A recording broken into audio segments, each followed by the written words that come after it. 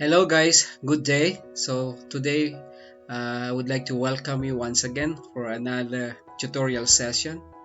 Our topic is all about organic certification, everything that you need to know. So there is a law, Republic Act 10068, the Organic Agriculture Act of 2010. At least this is in the Philippines, all right? So it promotes, propagate, develop, further, and implement the practice of organic agriculture in the Philippines that will cumulatively condition and enrich the fertility of the soil, increase farm productivity, reduce pollution and destruction of the environment, prevent the depletion of natural resources, further protect the health of farmers, consumers, and the general public. So basically, that's the gist of what this law all about. So what is organic certification and what are the benefits? So organic certification is important because it will help protect consumers.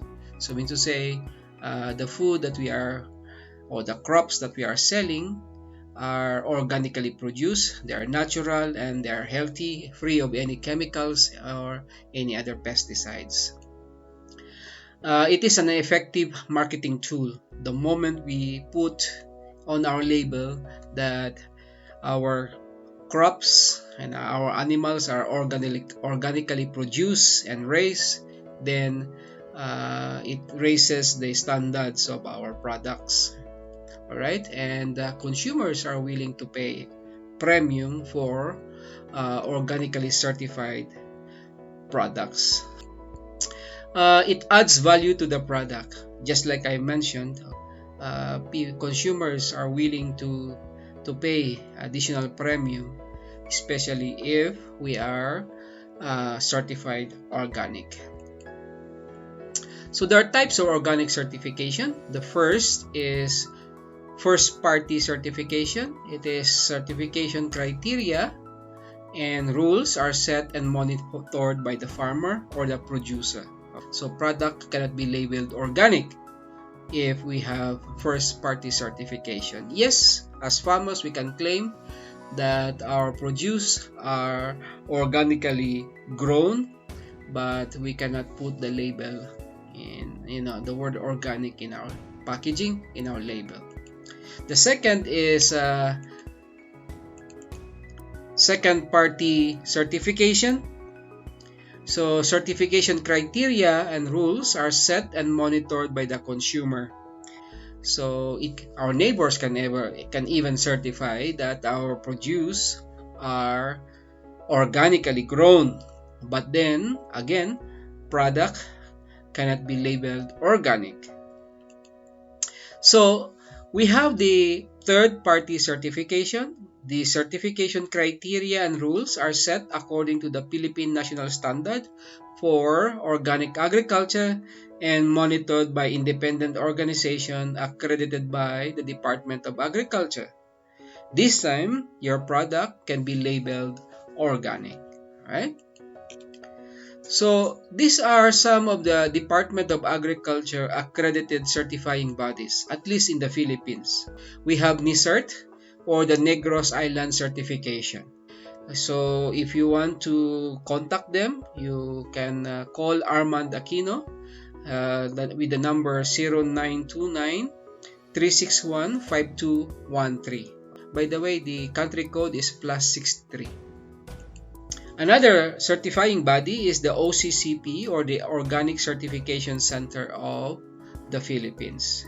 You can Google them and then you will get their contact. So what are the certification fees? Well, it ranges from 20,000 to 65,000 pesos. So huge amount, but you can avail of government subsidy. So the validity of your certification will be up to 12 months or 12 to 18 months, right? So what are the penalties for mislabeling on putting the word organic in your label without being third-party certified. So, imprisonment for 1 month to 6 months. And of course, you will have a fine of 50,000 pesos.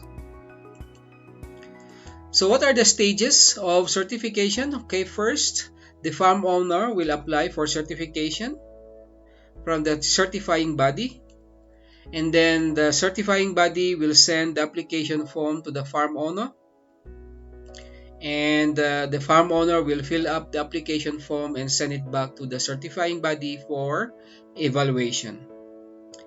And then the certifying body will schedule site inspection.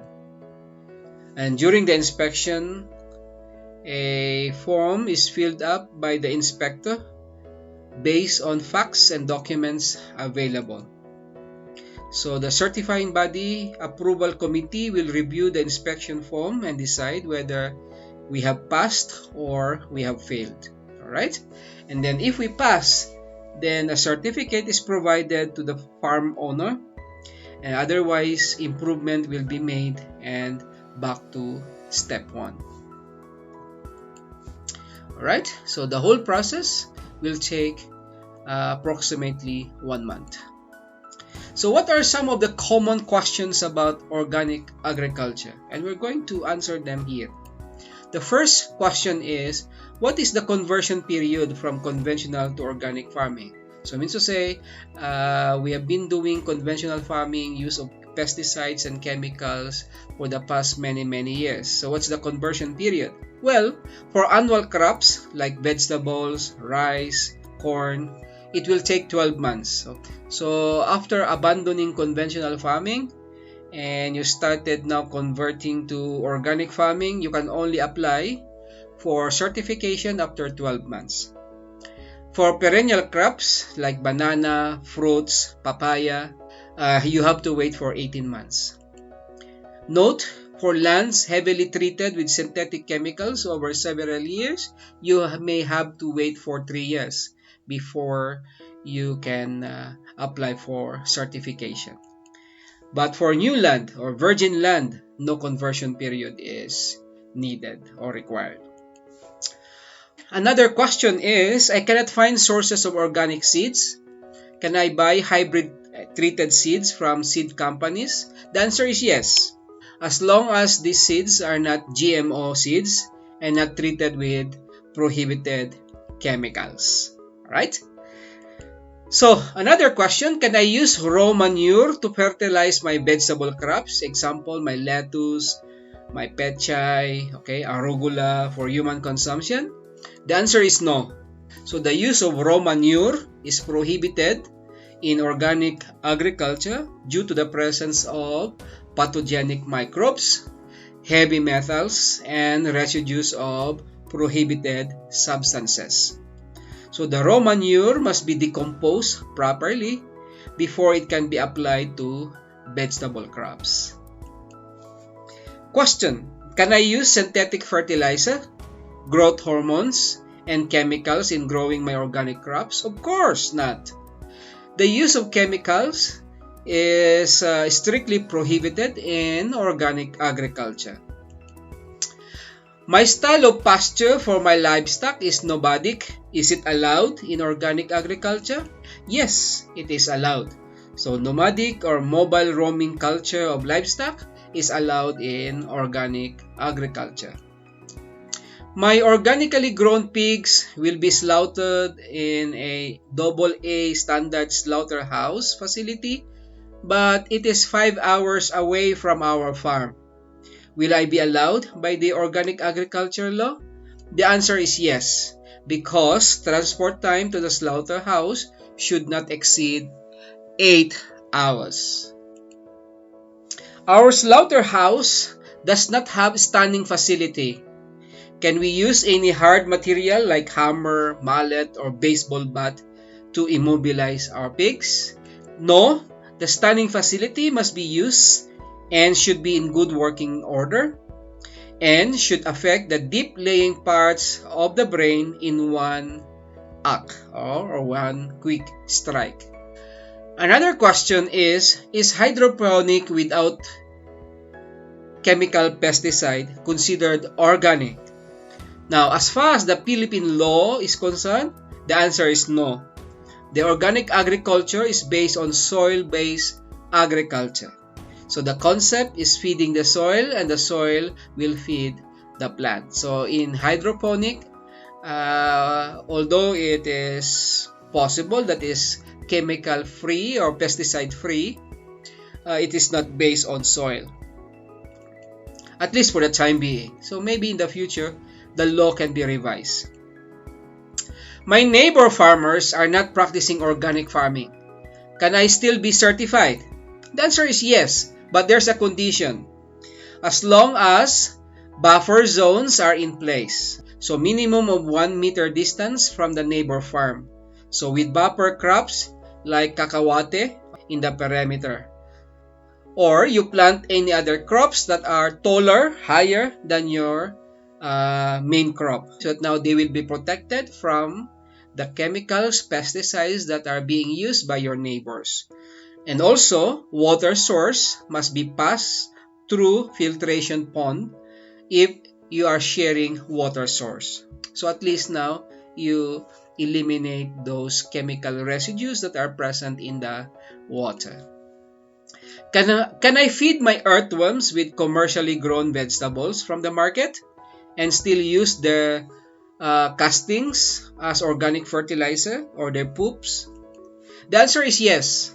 However, it should be properly decomposed first by microorganisms like EM technology, okay, or effective microorganisms before feeding them to your earthworms. So the complex digestive system of an earthworm allows 100% decomposition of organic matter.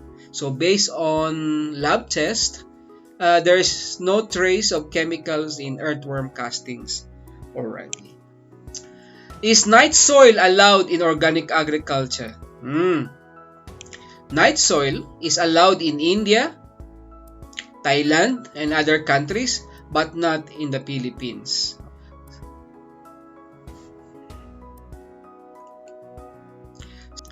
So is vaccination allowed in growing organic livestock? Yes, it is allowed.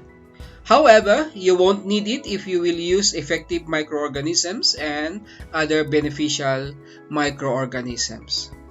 So I am a poultry grower of 45 days old broiler type chickens in a conventional poultry house, but I do not give them antibiotic and synthetic growth hormones. I do not buy commercial feeds. Will I be considered organic? Well, the answer is no. First, the law dictates that poultry must be reared in open range conditions, and then they can't be kept in cages. Second, the minimum slaughter age for chicken should be 70 days, all right? Not 45 days or even 30 days. All right, so I'm not giving antibiotic to my pigs and I'm mixing organic feed without synthetic hormones, but the pigs are being raised in a factory farm type housing. Will my practice be considered organic? Well, the answer is no again. According to PNS, the area should not be less than 1 meter per head, and pigs must be allowed to roam around, mimicking their natural environment, and they are exhibiting their natural behavior. All right? So, ideally, it should be 1.5 square meters per pig. All right?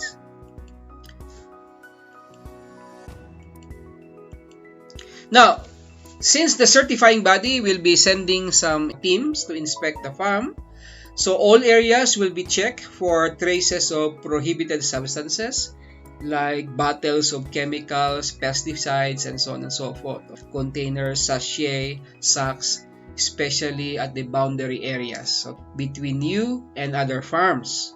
So another tip would be chemical residue test is optional.